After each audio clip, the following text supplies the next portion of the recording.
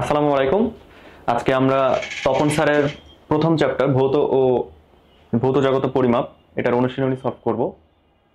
এই ক্লাস দেখলে তোমাদের মোটামুটি অনুশীলনী আসলে আর কিছুই আটকাবে না। হ্যাঁ, তো আমরা শুরু করি। আসলে শুরুর দিকে কিছু কোশ্চেন আছে যেগুলো আসলে মানে অযথা মুখস্থ ছাড়া আর কিছু না। এই যে কোনো কিছু সম্পর্কে সঠিক উপলব্ধি বা বোধগম্যতা, এটা আসলে ধারণা। হ্যাঁ, যদি সেটা মানে প্রমাণ করা হয়ে যেত, বৈজ্ঞানিকভাবে যদি প্রমাণ হইতো, তাহলে সেটা সূত্র। মানে যদি সেটা প্রমাণিত হতো আর কি, প্রমাণিত না হওয়া পর্যন্ত এটা ধারণা। সাধারণভাবে কোনো নির্দিষ্ট শর্তে সবসময় কি ঘটবে, ওই তো সবসময় কি ঘটবে, সবসময় কি ঘটবে, এই জিনিসটা থাকলে সূত্র। বিনা প্রমাণে কোনো কিছু মেনে নেওয়া, এটা স্বীকার্য। স্বীকার্য মানেই হচ্ছে এমন কিছু যখন আমি কোনো একটা জিনিস প্রমাণ করার জন্য কোনো একটা কিছু একটা ধরে নিব, বা কোনো একটা কিছু স্বীকার করে নিব আসলে, বা তো ওইটার মানে কোনো প্রমাণ লাগে না। তো বিনা প্রমাণে কিছু মেনে নিলে সেটা স্বীকার্য। এগুলো লাগবে না, আমরা এখানে মেডিকেল স্টাইলে আসলে অনুশীলনী সলভ করতে যাচ্ছি। তো এগুলো বাদ দিব, বহুপদী এবং অভিন্ন তথ্য সূচকগুলো বাদ দিব। চিরায়ত বলবিদ্যা অপরিবর্তনীয় রাশি নয় কোনটা? এই যে অ আর নয় যদি মানে কেটে দিই, তাহলে পরিবর্তনীয় রাশি কোনটা? ঠিক আছে, মানে এইগুলো একটু চিন্তা করতে হয় আসলে। নয় কোনটা, নয় এরকম এরকম অনেক কিছু ঝামেলা করে। তো কোনটা পরিবর্তনীয় রাশি? এই যে স্থান, তারপরে যে কাল, এই যে ভর, এগুলো হচ্ছে আইনস্টাইনের যেই রিলেটিভিটি, সেটার ক্ষেত্রে এগুলো পরিবর্তনীয়, কিন্তু নিউটনে এগুলো অপরিবর্তনীয়। তো নিউটনে পরিবর্তনীয় হচ্ছে বেগ বা দ্রুতি। গেল। সনাতনী বলবিদ্যায় কোন দুটাকে ধ্রুব ধরা হয়েছে? সনাতনী বলবিদ্যা মানে হচ্ছে নিউটনীয় বলবিদ্যা।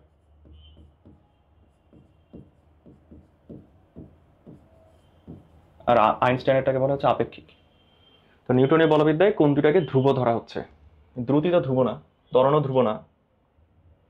দ্রুতি, তাহলে এই যেটা স্থান ও কাল, মানে দৈর্ঘ্য আর সময় আর ভর, পরীক্ষা দ্বারা হ্যাঁ, প্রমাণিত অনুকল্প। এই জিনিসটা এইভাবে মনে রাখা যায় আসলে, যে আতশবাজি আমরা ইউজ করি না, তাহলে এইভাবে মনে রাখা যায় অ, ত, স। এটা যদি প্রমাণ হয় তাহলে এটা, এটা যদি প্রমাণ হয় তাহলে এটা। মানে অতে অনুকল্প, ততে হচ্ছে তত্ত্ব, আর তত্ত্ব যদি প্রমাণিত হয়ে যায় তাহলে সেটা সূত্র। এই জিনিসটা মনে রাখার জন্য আর কি, জাস্ট। ঠিক আছে, তাহলে পরীক্ষা দ্বারা অনুকল্প কি হবে? প্রমাণিত অনুকল্প হচ্ছে তত্ত্ব, আর তত্ত্ব ইয়া হয়ে গেলে সেটা সূত্র। কোন দুটি ভৌত জগতের উপাদান? ভৌত জগতের উপাদান মোট চারটা আছে আসলে। চারটা হচ্ছে ভর, তারপরে যে সময়, স্থান বা দৈর্ঘ্য, আর হচ্ছে শক্তি। এখানে কি কি দেওয়া আছে? সময় ত্বরণ, ত্বরণ হবে না, বেগ হবে না, ভর ও স্থান। ঠিক আছে, তাহলে কোনটা উত্তর হবে? এটা। একটা আদর্শ বা যুক্তিপূর্ণ আচরণ ভিত্তি যার সাপেক্ষে অন্যান্য বিষয়ের তুলনা। ঠিক আছে, এটা নীতি। মানে যার সাপেক্ষে অন্য কিছু তুলনা করা হয়, মানে নীতি বলতে গেলে প্রাকৃতিক কোন একটা ঘটনা। হ্যাঁ, এই যে প্রাকৃতিক ওয়ার্ডটা যদি থাকে, বা এরকম যদি বলে যে আসলে প্রাকৃতিক কোন একটা ঘটনার সাপেক্ষে যদি কোনো কিছু তুলনা করা যায়, বা ওইটার সাপেক্ষে অন্য কিছুকে প্রমাণ করা যায়, হয়তো যার সাপেক্ষে প্রমাণ করা যায়, সেটা নীতি। ঠিক আছে, আর কোনো কিছু ব্যাখ্যার জন্য যে আনুষ্ঠানিক চিন্তাধারা, সেটা হচ্ছে তত্ত্ব। এগুলো জাস্ট অযথা মুখস্থ করতে হবে, যাতে লাইনটা দেখলে চেনা যায়, কারণ হুবহু কোশ্চেন তুলে দিবে অনুশীলনী থেকে, আর হুবহু উত্তর যেটা দেওয়া আছে ওইটাই নিবে। তো কিছুই করার নাই, এগুলো বোঝার নাই। হ্যাঁ, মৌলিক একক। মৌলিক একক আমাদের 7টা আছে, ইসাক স্যারের অনুযায়ী 9টা আছে মনে হয় এসআই ইউনিট। তো মৌলিক একক হচ্ছে কোনটা? মৌলিক একক এই যে অ্যাম্পিয়ার। বাকি সবগুলো লব্ধ একক। লব্ধ একক মানে যেটা ধরো মৌলিক থেকে উদ্ভূত হয়েছে। এই কোনটি মৌলিক রাশি নয়? যে তড়িৎ বিভব, এই প্রত্যেকটা কিন্তু মৌলিক রাশি। তাপমাত্রা মোট 7টা আছে, ওগুলো কিন্তু মানে একদম ছোট ছোট থাকতে হবে, 7টা মৌলিক রাশি ছোট ছোট থাকতে হবে।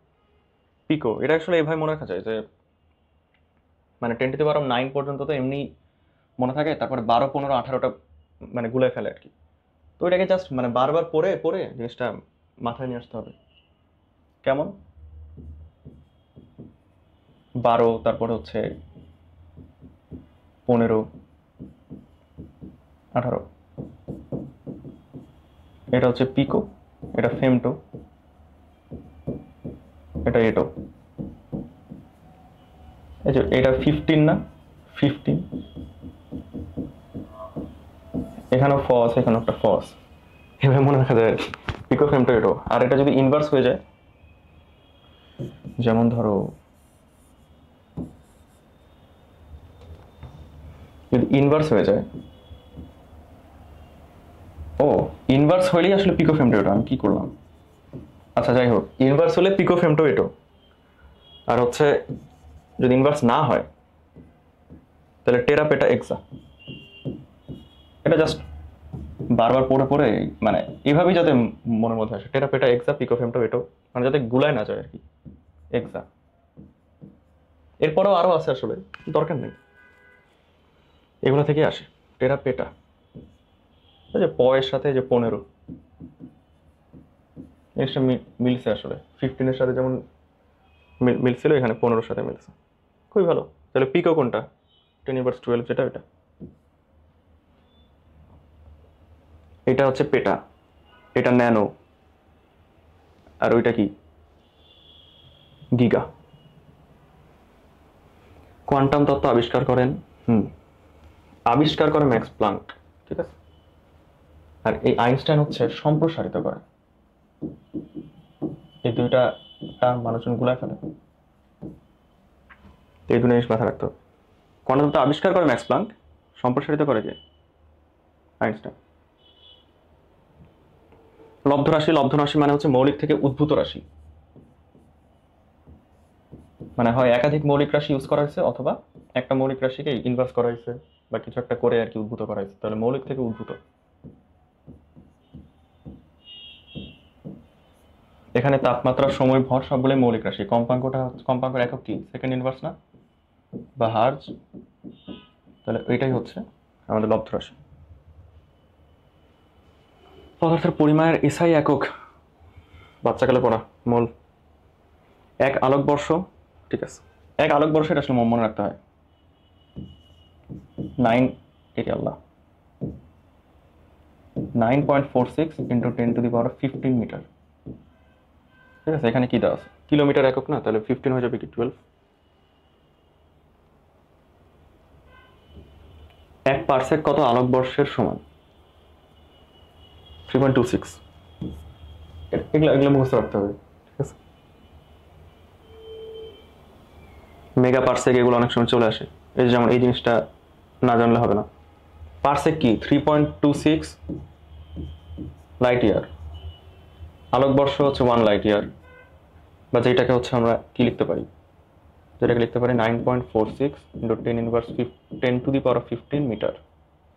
মেগামিটার মানে হচ্ছে 10⁻6 মিটার, তাই না? অ্যাংস্ট্রম হচ্ছে 10⁻10। তাহলে সঠিক হচ্ছে আমাদের ক। এটা বাদ। বহুপদে এগুলো দেখার দরকার নেই, ইচ্ছা হলে দেখতে পারো, বাট দরকার নেই। এটাও বাদ। 1 গিগাহার্জ মেগা হার্জের অনুপাত। গিগা তো বড়, গিগা বড় না, গিগা হচ্ছে 10⁹ 10⁹ এটা হচ্ছে 10⁶। তো এটাকে যদি অনুপাত করে দিই কি হবে? 10⁻3। মেগা ও গিগার অনুপাত করলে 10⁻3 হইতো। পাখির ওড়া পর্যবেক্ষণ করে হচ্ছে লিওনার্দো দা ভিঞ্চি। এগুলো অযথা মুখস্থ করতে হবে, বইয়ের কোথাও খুঁজে পাই নাই, অনুশীলনীতে আছে আর কি। জাস্ট মাইক্রোওয়েভ উৎপন্নের যন্ত্র নিয়ে কাজ করার সময় পকেটের চকলেট গলে যেতে দেখে মাইক্রোওয়েভ ওভেন, এটা হচ্ছে পার্সি স্পেন্সার।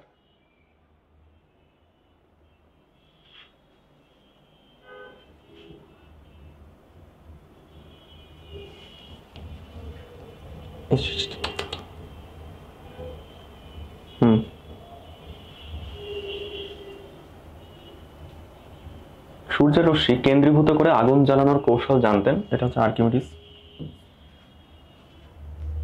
এগুলো মুখস্থ করতে হবে। এক্সা, এক্সা হচ্ছে এমনি এককের কত গুণ, তো টেরা পেটা এক্সা 18। 1 টেরামিটার, টেরা পেটা এক্সা 12। কোন ত্রুটি শুধুমাত্র স্ক্রু বা ওই যে কি বলে নাট, স্ক্রু নাট, এগুলো থাকলে সেখানে পিছর ত্রুটি দেখা যায়, মানে এভাবে মনে রাখা যায় আর কি, যে পি নাট বা স্ক্রু। লেভেল ত্রুটি হচ্ছে যে কোনো নিক্তিতে লেভেল ত্রুটি দেখা যায়, যে লেভেলে মানে একটা সমস্যা আছে, তুমি কোন লেভেলে দেখতেছো ওই লেভেল অনুযায়ী একটা ত্রুটি দেখা যায়। এই নিক্তি জাতীয় জিনিসপাতি থাকলেই লেভেল ত্রুটি, ঠিক আছে? যে 1 মাইল ও 1 কিলোমিটার দূরত্বের মধ্যে পার্থক্য, 1 মাইল মানে হচ্ছে কত, 1.609 কিলোমিটার, আর 1 কিলোমিটার মানে কত, 1 কিলোমিটার। পার্থক্য করলে 0.609 কিলোমিটার। কোথাও উত্তর নাই, তো এখানে আসলে অ্যান্সার নাই।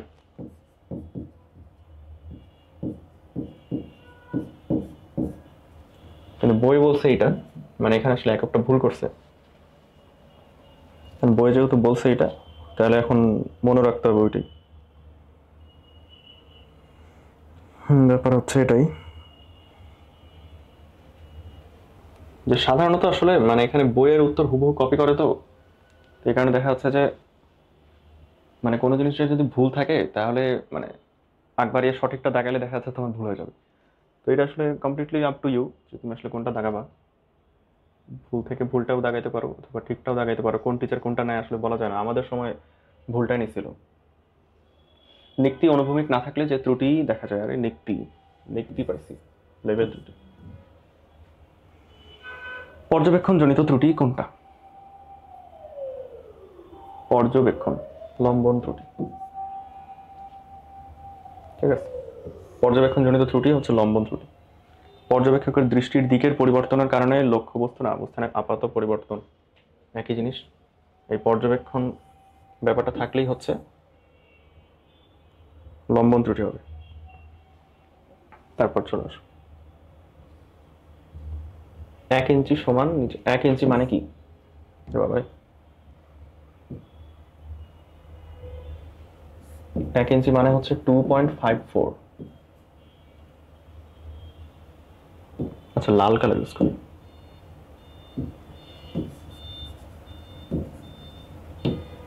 2.54 সেন্টিমিটার মানে কি 2.54 ইন্টু 10⁻² মিটার। এখানে একক কি দিছে? মাইক্রন দিছে। মাইক্রন মানে কিন্তু মাইক্রোমিটার, ঠিক আছে? মাইক্রন মানে কিন্তু কি মাইক্রোমিটার। এটাকে মাইক্রোমিটারে নিতে গেলে কি করবো? মিটার থেকে মিলিমিটারে 10⁻³ দিয়ে গুণ দিতে হয়। মাইক্রোমিটার নিতে গেলে 10⁻6 দিয়ে গুণ দিতে হবে। এগুলো কিন্তু বুঝতে হবে। 10⁻6 পেয়ে যাবো কি মাইক্রোমিটার। 6 থেকে 2 বাদ দিলে 4, উত্তর হবে এটা। স্ক্রু ক্ষয় হওয়ার ফলে যন্ত্রের ত্রুটি। স্ক্রু তো স্ক্রু নাট মানে কি পিছট ত্রুটি, এটা ভাব।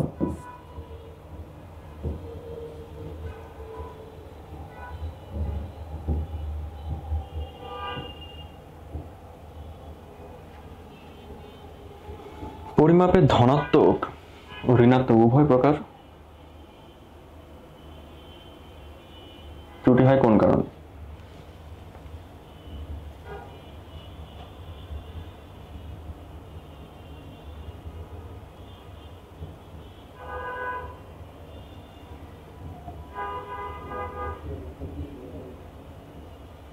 যন্ত্রের ত্রুটি হলে, মানে দেখো যান্ত্রিক ত্রুটির মধ্যে কি কি আছে আমাদের? পিছট ত্রুটি, শূন্য ত্রুটি, লেভেল ত্রুটি, তাই না? তো এই যে পিছট ত্রুটি বা শূন্য ত্রুটি যে আমরা যা বলি, সেটা কিন্তু পজিটিভ নেগেটিভ দুটোই হতে পারে, তাই না? যান্ত্রিক ত্রুটির মধ্যে যে শূন্য ত্রুটি যেটা, সেটা কিন্তু পজিটিভ নেগেটিভ দুটোই হতে পারে। শূন্য যদি ক্রস করে চলে যায় তাহলে একটা, শূন্য যদি পৌঁছাইতেই না পারে তাহলে আরেকটা।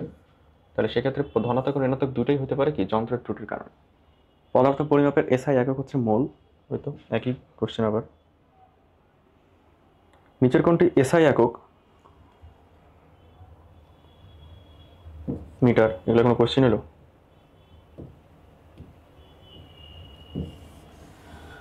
যে আলোকবর্ষ, সময়ের একক মানুষজন কেন যেন চিন্তা করে, বাট আলোকবর্ষ মানে কি? 1 বছরে আলো আসলে কত দূরত্ব যায়, তো এটা দূরত্বের একক। এখানে এটা তো আসলে 9.46 ইন্টু 10⁻15 মিটার। মিটার কিসের একক? শেষ। কোয়ান্টাম তত্ত্বের ধারণা কোন বিজ্ঞানী সম্প্রসারিত? এই যে সুন্দর ওয়ার্ডটা পেয়ে গেছে আইনস্টাইন। আর ম্যাক্স প্ল্যাঙ্ক কি করে? আবিষ্কার করে, অর্থাৎ এই আসলে কি, এই জনক, তাই না? নিক্তির সাহায্যে, নিক্তি মানে লেভেল ত্রুটি, এটা বাদ।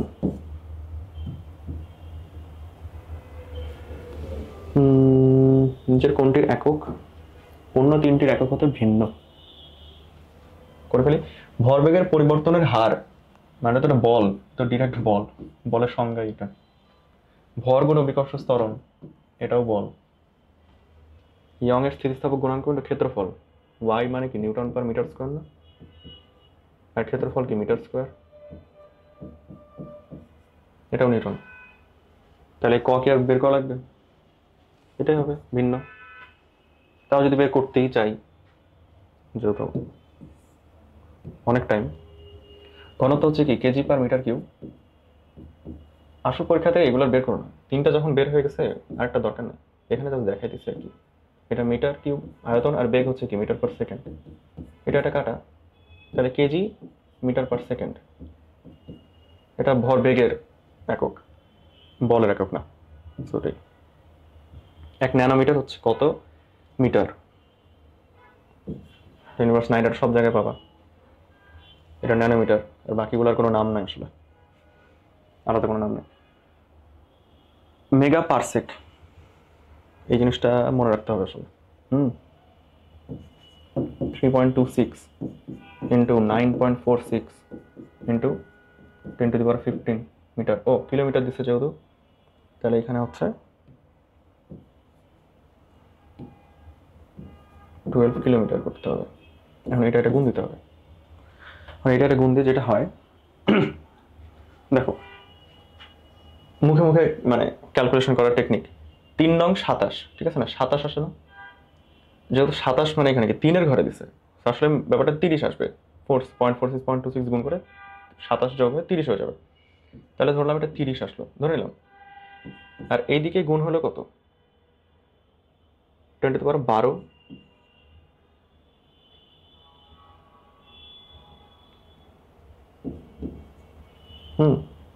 আচ্ছা, মেগা পারসেক না, এটা কিন্তু শুধু পারসেক। পারসেক মানে হচ্ছে 3.26 লাইট ইয়ার, এটা শুধু পারসেক। মেগা পারসেক মানে কি 10⁻6 গুণ হবে আরো, মেগা পারসেক। তাহলে যে 6 আর 12 হলো কত? 18। এই যে 3 না মানে 30, তাহলে এটা কি হবে 3 × 10⁻19। এখন এটা ধারে কাছে যেটা আছে ওটাই উত্তর, মানে এই হচ্ছে সিস্টেম আর কি। এখন এই যে ধারে কাছে 19, তো এটাও আছে এটাও আছে, কিন্তু এটা 3.84, এটা একটু বেশি বেশি, তাই উত্তর হবে এটা। বুঝছো হ্যান্ড ক্যালকুলেশনটা? বহুপদী দরকার নাই, সর্বাপেক্ষা ছোট একক, ঠিক আছে।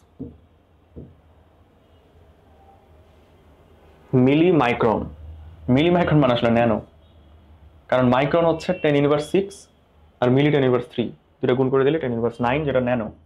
মিলি মাইক্রন মানে ন্যানো। অ্যাংস্ট্রম 10⁻3, কি বলতেছি 10⁻10, এক্সরেও 10⁻10, কি কি জানি সব আছে, এটা দেখে নিবা বই। আর অ্যাটোমিটার, অটোমিটার লিখছে 10⁻18, সবচেয়ে ছোট কোনটা? কোনটা লব্ধ রাশি, কম্পাঙ্ক বাইসের দরকার নেই। বৈজ্ঞানিক সর্বপ্রথম সূর্য কেন্দ্রিক ধারণা টলেমি, যে সূর্য, ও ওয়েট না না, টলেমি করে পৃথিবী কেন্দ্রিক ধারণা, এই বলে পৃথিবী কেন্দ্রিক।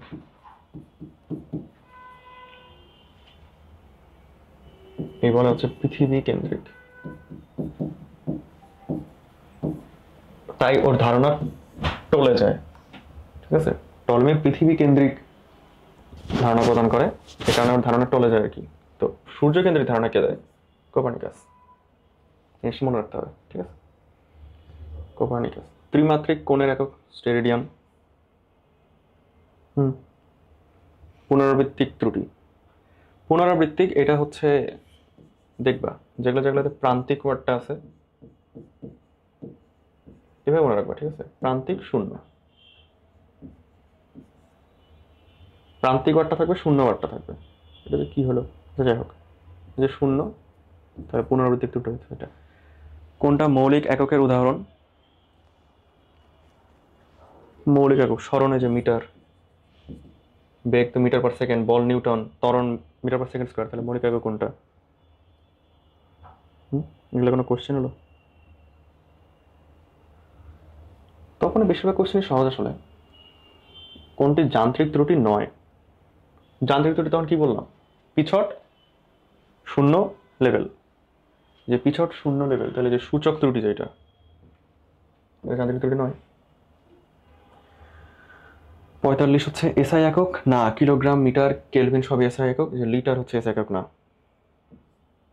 মানে লিটার হচ্ছে আয়তনের একক, আর আয়তনের এসআই একক কি? আয়তনের এসআই একক হবে মিটার কিউব, মিটার কিউব থাকলে সেটা এসআই একক হবে। নিচের কোনটি দৈর্ঘ্যের সর্বাপেক্ষা ছোট একক? ও এই জিনিস আবার আসছে,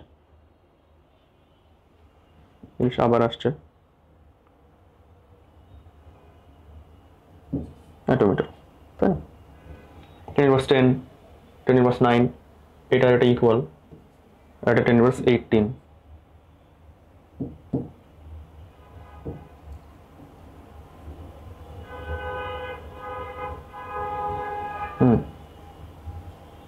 আচ্ছা ঠিক আছে, এখানে কিছু ম্যাথ আছে আর কি, বেশিরভাগ ম্যাথই মুখে করা যায়, যেগুলো করা যায় না ওগুলো আসলে বাদ দিয়ে দিব আমরা, সমস্যা নেই।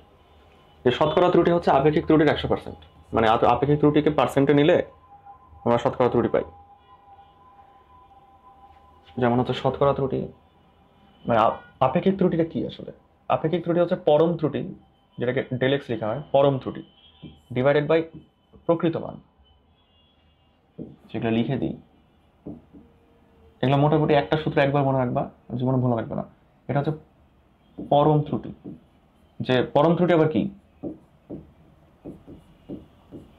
পরম ত্রুটি হচ্ছে পরিমাপকৃত মান মাইনাস প্রকৃত মান, ঠিক আছে? এটা হচ্ছে প্রকৃত মান।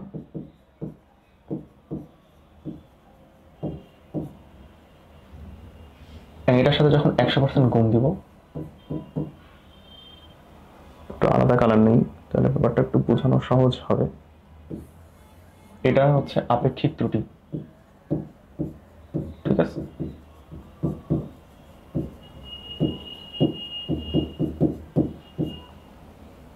আরেকটা কালার নিতে হবে, এইটা হচ্ছে শতকরা ত্রুটি। তাহলে দেখছো যে আপেক্ষিক ত্রুটির সাথে 100%, মানে আপেক্ষিক ত্রুটিকে শতকরা নিলে আমরা শতকরা ত্রুটি পাই। আর একটা আছে, সেটা হচ্ছে ধরো এর সাথে ঘাত যদি গুণ হয়ে যায়, মানে একটার সাথে আরেকটার অনুপাতিক, মানে আনুপাতিক যে ত্রুটিটা, যে ধরো ব্যাসার্ধ সাথে ক্ষেত্রফল বা আয়তন, এই ব্যাপারটা যদি চলে আসে, কিছুক্ষণ পরেই আসলে আসবে, তো তখন আমরা বুঝতে পারবো ভালো করে। এরকম যদি চলে আসে তাহলে পুরা ব্যাপারটা হবে আনুপাতিক ত্রুটি। আনুপাতিক যদি শতকরা হলেও বা না হলেও হয়, যাই হোক আমি বেশিরভাগ ক্ষেত্রে শতকরা দিয়েই করা হয়, ঠিক আছে?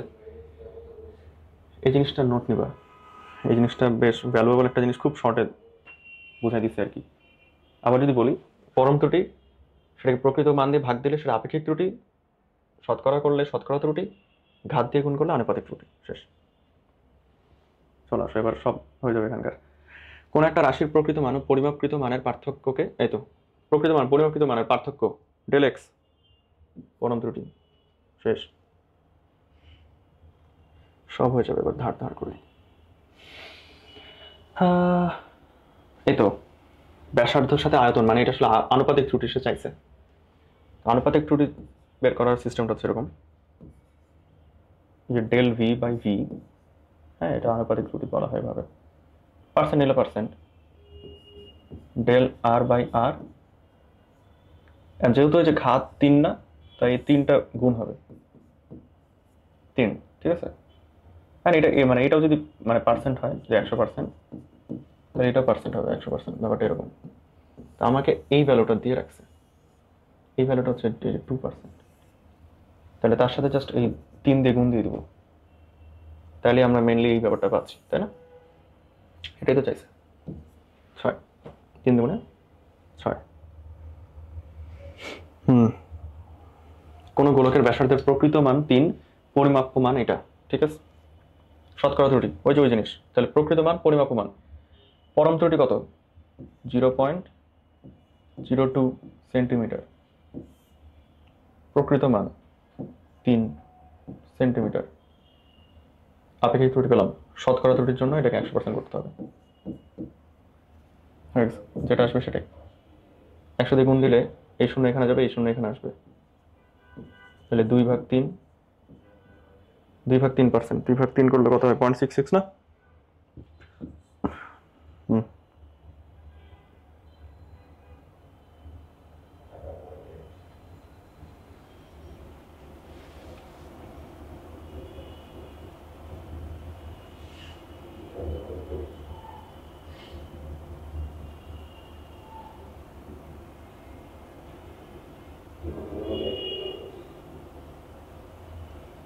এখানে একটা ঝামেলা হচ্ছে।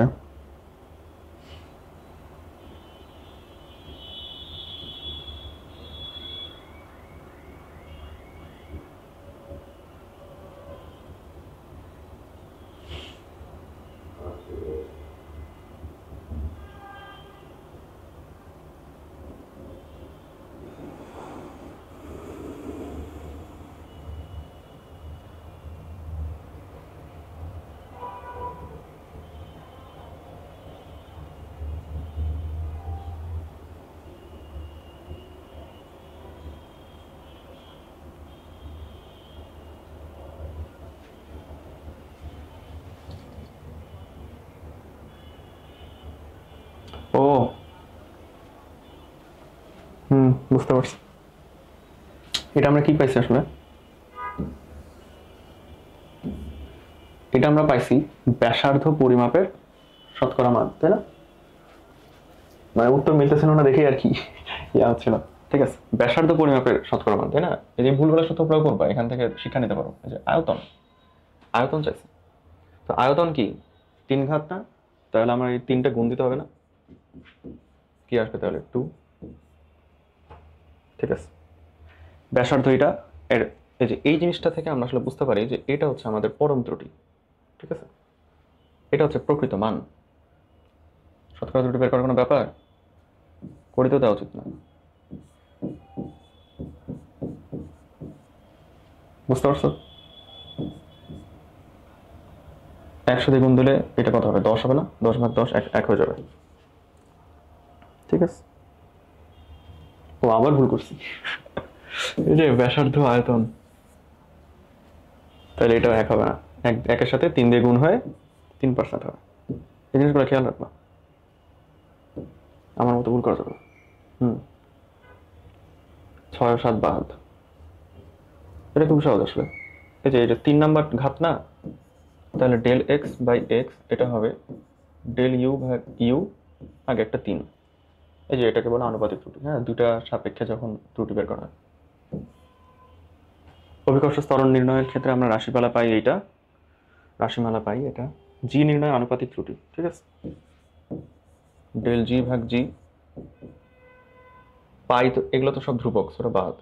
এল, ডেল এল ভাগ এল, ওটার যেহেতু কোনো ঘাত নেই, সো থাকলো। আর এই ত্রুটিগুলো যোগ হয়ে যায়, গুণ ভাগ যা আকারে থাকুক, মানে রাশিগুলো যোগ হয়ে যাবে। কি করলাম এটা?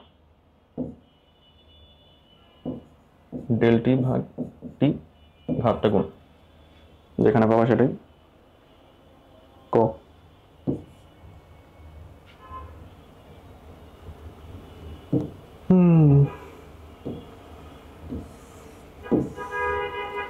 একটি গোলকের ব্যাসার্ধ পরিমাপে 1.5% ভুল হলে ওই গোলকের আয়তন পরিমাপে শতকরা কত ভুল হবে?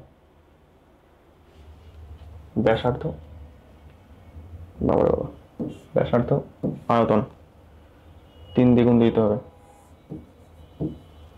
শেষ। সরল দোলকের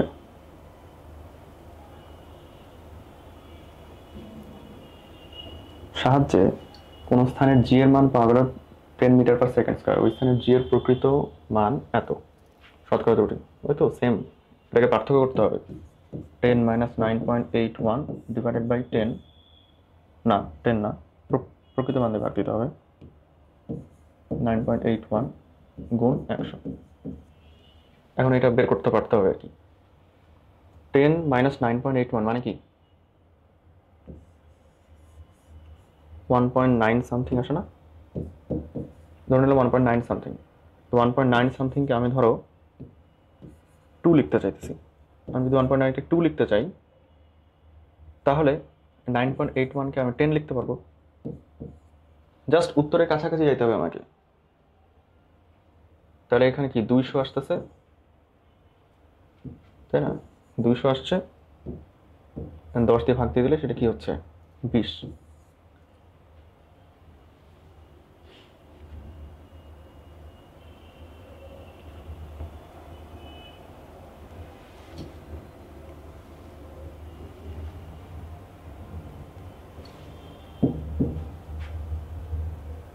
ভুল করছি। 1.9 ভাগ হচ্ছে 9.81 গুণ 100। 10 থেকে 9.81 বাদ দিলে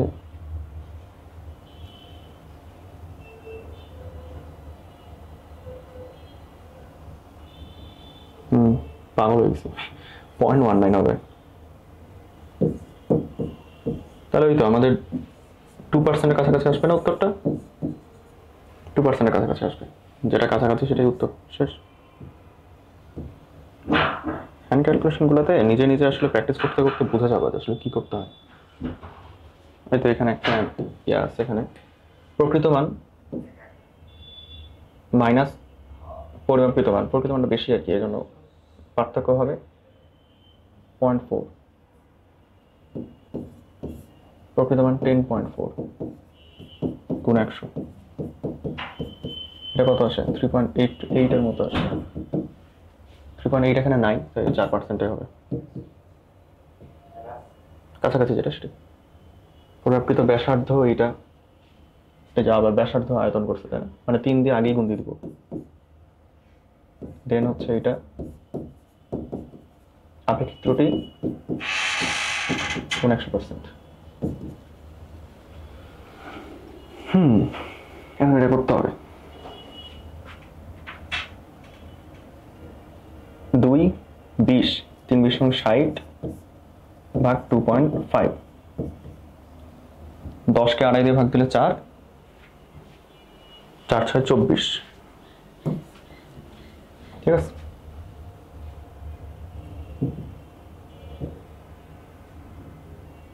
বুঝছো তো কিভাবে করলাম আসলে? এগুলো নিজেকে বের করতে হবে। চট্টগ্রাম অভিকর্ষ স্তরণের আদর্শ মান এটা, সে পাইলো এটা। হ্যাঁ, এগুলো আসলে বের করে দেবো না। ওইটা হচ্ছে পরিমাপ্য মান, এটা হচ্ছে প্রকৃত মান। পার্থক্য করলে পরম মান ডিভাইডেড বাই প্রকৃত মান গুণ 100% করবা।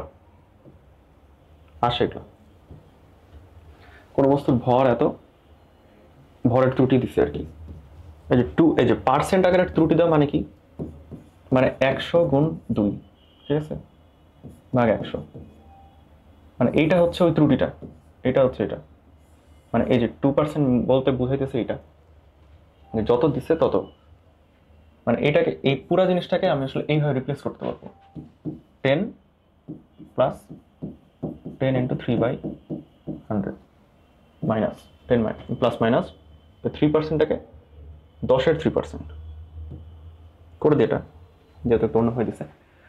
কোনো বস্তুর ভর, ঠিক আছে, ঘনত্বের শতকরা ত্রুটি, তাহলে ভরের শতকরা ত্রুটি প্লাস আয়তনের শতকরা ত্রুটি, যেই যেই ঘাতে আছে, ঘাত যেহেতু সেম, কারণ ঘনত্ব কি m/v না, এখানে তো ঘাত তো 1, তাহলে জাস্ট m এর ত্রুটি আর v এর ত্রুটি যোগ করে দিতে হবে। m এর ত্রুটি কত, এই যে 2%, মানে 100 2% কত 2 ভাগ 100 প্লাস 10 এর 3% কত, 10 এর 3% হচ্ছে 3.33 or something, না কি বলতেছি, 10 এর 3% করতে হবে। আচ্ছা যাই হোক, এখানে করি 3 ভাগ 100, তাই না? এই যে 100টাকে এখানে লিখবো। আর প্রকৃত মান 10, 10 10 কেটে গেল, 3/100, তাহলে আসতেছে কত? 5/100 না? 5/100 মানে পয়েন্ট,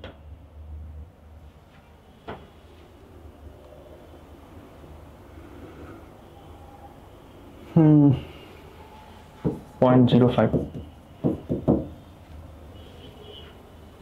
অ্যান্সার নাই।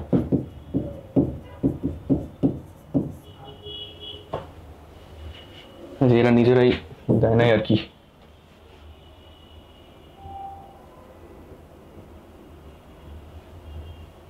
হ্যালো, জি আমার হচ্ছে আর ধরেন আধা ঘন্টার মতো লাগবে আর কি। আচ্ছা ঠিক আছে ভাই। হুম,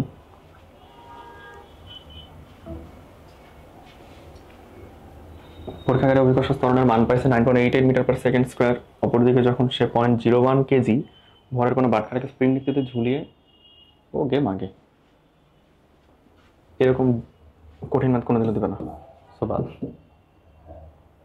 তোমার বেসিক যাচাই করবে মেনলি, ক্যালকুলেটর যত নাই। এটা হচ্ছে আমাদের শেষ, মনে হয় শেষ গুচ্ছ। সিলিন্ডারের ব্যাসার্ধ নির্ণয়ের জন্য, আচ্ছা খুবই ভালো, লাস্টে কি 3টা ডিজিট না পয়েন্টের পরে? তাহলে সে পয়েন্টের পর 3টা ডিজিট পর্যন্ত সে সর্বাধিক সঠিক মান বের করতে পারবে। যে সঠিক মান তো সেইটাও বের করতে পারে, সেইটাও বের করতে পারে, এইটা বের করতে পারবে না, কারণ এটা পয়েন্টের পরে 4টা চলে গেছে, সে এত নিখুঁত বের করতে পারবে না। তাহলে এটা হচ্ছে আমাদের সর্বাধিক সঠিক মান, যেহেতু সর্বাধিক বলছে তো একবারে 3টা ডিজিট পর্যন্তই নিব আমি। স্ফেরোমিটারের বৃত্তাকার স্কেলের ভাগ সংখ্যা 50। রৈখিক স্কেল ঘোরালে 1 মিলিমিটার বরাবর দূরত্ব অতিক্রম করে। লঘিষ্ঠ গণন কত? 50টা,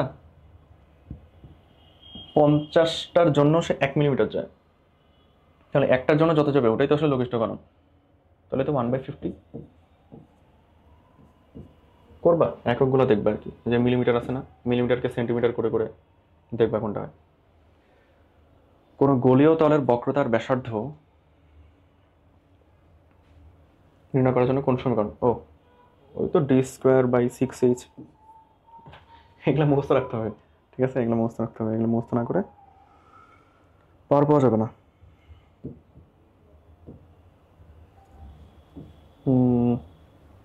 স্ফেরোমিটারের লঘিষ্ঠ ধ্রুবকের মান এটা নিচের কোন বেদটি নির্ভুলভাবে মাপা যাবে? ওকে, ভেরি গুড।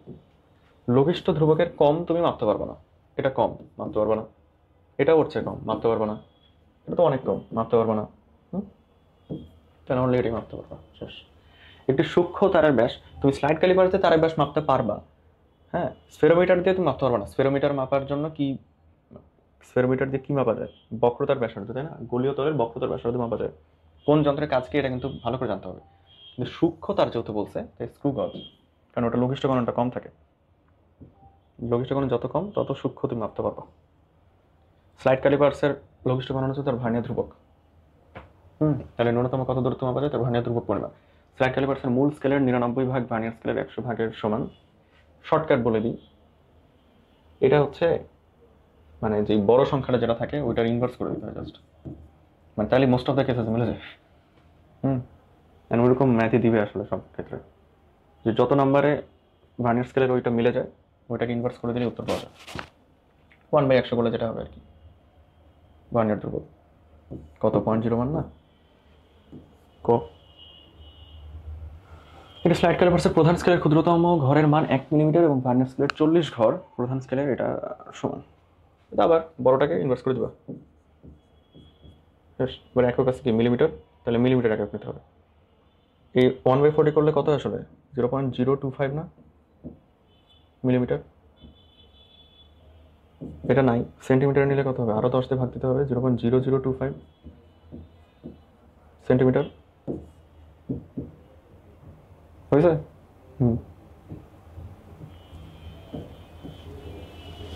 পাতলা পাতের পুরুত্ব এবং বক্রতলের ব্যাসার্ধ পরিমাপের যন্ত্রের নাম? ও আচ্ছা, বক্রতলের ব্যাসার্ধ মানে কি? স্ফেরোমিটার। তারপরে আমাদের কি বলছে? স্ক্রু গজ, ন্যূনতম কত বেদ মাপা যায়? এটা মুখস্থ করতে হবে। 0.1 মিলিমিটার, এটা তার লঘিষ্ঠ গণনা আর কি, তো এটা মুখস্থ করতে হবে। একটি ভার্নিয়ার স্কেলের প্রধান স্কেলে ক্ষুদ্রতম এক ঘর ভার্নিয়ার স্কেলের এক ঘরের দৈর্ঘ্যের পার্থক্যকে বলে হচ্ছে ভার্নিয়ার ধ্রুবক।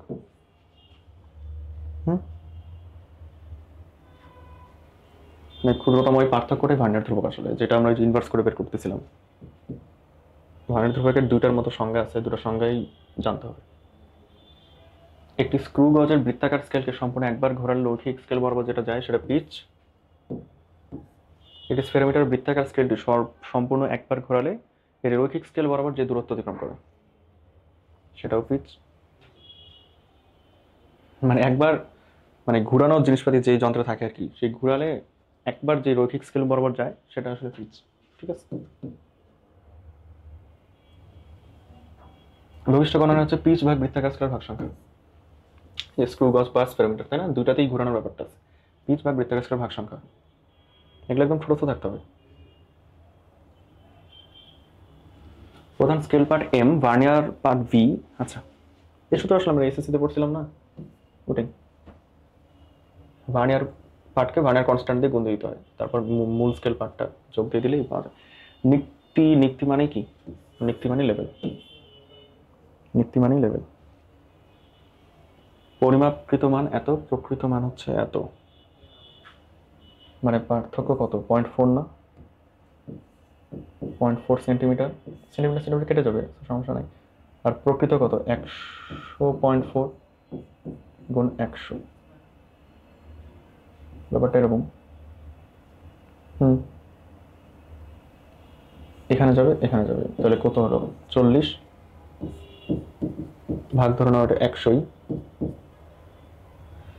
তাহলে 4/10 আস্তে আস্তে কত? 0.4। 0.4 আছে, কিন্তু 0.4 তো হবে না।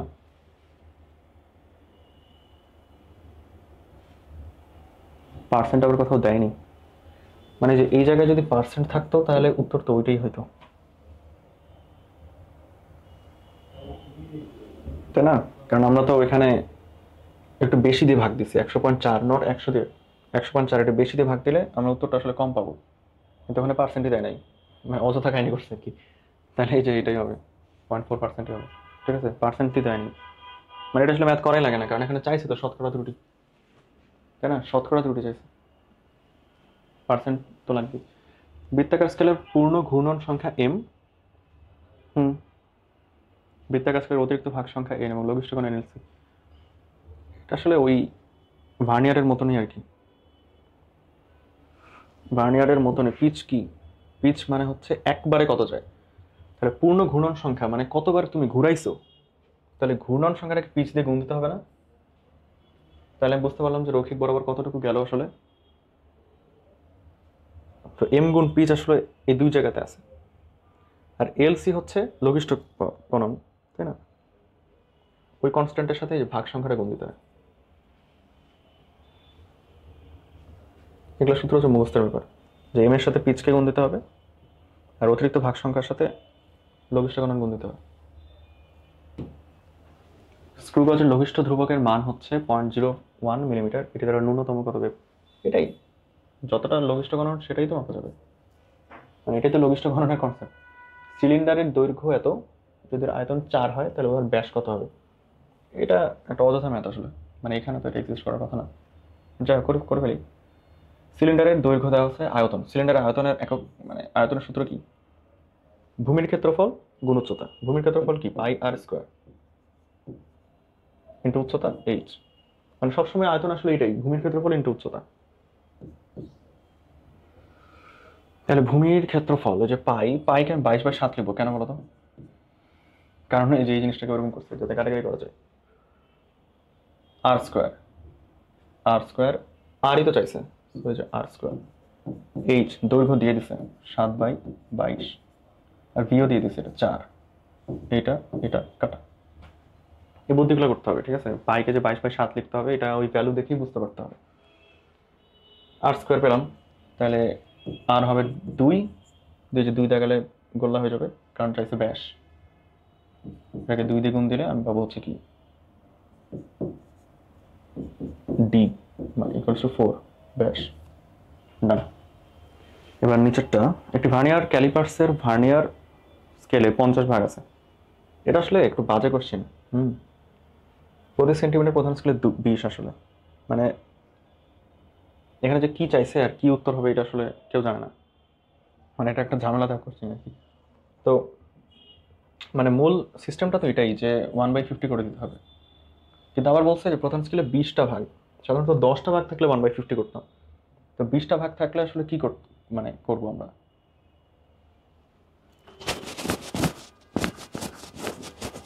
হুম, মানে এটা আসলে মেনলি স্কিপ করবো বুঝছো, অথবা জাস্ট উত্তরটা মুখস্থ করে দেবা। মানে এই ম্যাথ আসলে ওই জিনিসই করতে হয়। মানে 20টা ভাগের জন্য যদি আরো 20 দিয়ে ভাগ দিই তাহলে উত্তর আসে এটা। হুম, 1/50 করে আবার 20 দিয়ে ভাগ দিলাম, কারণ প্রধান স্কেলে যেহেতু 20টা ভাগ বলা, তাহলে উত্তর আসে ওইটা, বাট তপনে উত্তর দেওয়া আছে এটা, তপন স্যারের অনুশীলনীতে দেওয়া আছে উত্তর এটা। সো এটা হচ্ছে একটা মার্ক করে রাখার মতো কোশ্চেন। এই জিনিসটা যদি বাই চান্স দিয়ে দেয়, আমি দাগাই দেবো 1000 মাইক্রোমিটার অযথা। ঠিক আছে, এই জিনিস অযথা দাগাই দেবো, বুঝি না বুঝি, আমার মার্ক পাওয়ার কথা। স্ক্রু গজের বৃত্তাকার স্কেল সম্পূর্ণ এক ভাগ হলে রৈখিক স্কেল বরাবর, মানে সব কোশ্চেন আসলে বুঝতে পারবো না, মানে মেডিকেলের কোশ্চেনগুলো আসলে একটু প্যাথেটিক আসে। স্ক্রু গজের বৃত্তাকার স্কেল সম্পূর্ণ এক ভাগ ঘুরলে রৈখিক স্কেল বরাবর 0.5 মিলিমিটার দৈর্ঘ্য অতিক্রম করে। ঠিক আছে, ওইটা পিচ দেওয়া আছে, বৃত্তাকার স্কেলের ভাগ সংখ্যা দেওয়া আছে, তাহলে পিচ ভাগ ভাগ সংখ্যা ইকুয়াল সমলঘিষ্ঠ গণন, তাই তো চাইছে। এই 5 দিয়ে যদি ভাগ দেওয়া হয় তাহলে এটা 0.1 হবে, 10 হবে, তাই না? 0.01 হবে, একক মিলাইতে হবে, মিলিমিটার, তাহলে মিলিমিটার, 0.01 মিলিমিটার। স্ফেরোমিটার বৃত্তাকার স্কেলের দাগ সংখ্যা ও 2324 ভাগ।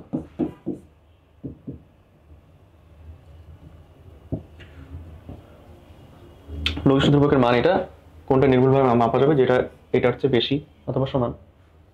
এদের তো আগেই বাদ, এটাও আগেই বাদ, এটা এত বড় কোশ্চেন। ব্যবহার ক্লাসে একজন ছাত্র অবতল তলের বক্রতার ব্যাসার্ধ নির্ণয় করে স্ফেরোমিটারের সাহায্যে সমতল অবতল তলের রৈখিক স্কেলের পাঠ যথাক্রমে 9 আর 6, বৃত্তাকার স্কেলের পাঠ 96, 33, বৃত্তাকার স্কেলের দাগ সংখ্যা 100। বিষয়টা হচ্ছে কি, এটা পুরোপুরি প্র্যাকটিক্যাল একটা কোশ্চেন, মানে এগুলো কোশ্চেন আসবে না। মানে মেডিকেলে তো দেখা যাচ্ছে একটা পেপারের মধ্যে 100টা কোশ্চেন আটাইতে হয়, তো যেগুলো এত বড় বড় কোশ্চেন, ওটা একটাই যদি এত স্পেস খেয়ে যায় তাহলে ওটা দিবে না আসলে, সেগুলো তোমরা স্কিপ করতে পারো। যদি খুব উদ্যমী হয়ে থাকো তাহলে অ্যান্সারটা মুখস্থ করে রাখতে পারো, কারণ এইরকম ভ্যালুর অ্যান্সার বের করা কোয়াইট ইম্পসিবল মুখে মুখে।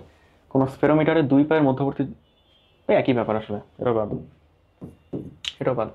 স্ক্রুগজের পিচ আটা এইটা, বৃত্তাকার স্কেলের ভাগ সংখ্যা 50, লঘিষ্ঠ গণন ওই তো, পিচ ভাগ ভাগ সংখ্যা 0.05 ভাগ 50, 5 দিয়ে ভাগ দিলে 0.01 ভাগ 10, 0.001 সেন্টিমিটার। এই যে একক মিলাইতে হবে, সেন্টিমিটার, এটাকে এরা মিলিমিটার নিছে, মিলিমিটার নিতে গেলে আমাকে 10 দিয়ে গুণ দিতে হবে না, তাহলে কি 0.01 মিলিমিটার। শেষ, মোটামুটিভাবে ফার্স্ট চ্যাপ্টার গেল। ইনশাল্লাহ আমরা প্রত্যেকটা চ্যাপ্টার এইভাবে সলভ করতে থাকবো। আমি তপন স্যারের দায়িত্ব নিয়েছি, আমি আছি তোমাদের সাথে Faisal Mahmud, Dhaka medical college K82 batch. আপাতত আজকের জন্য বিদায় নিচ্ছি, ইনশাল্লাহ তপন স্যারের অন্য কোনো MCQ ক্লাসে দেখা হবে আবার। আসসালামু আলাইকুম।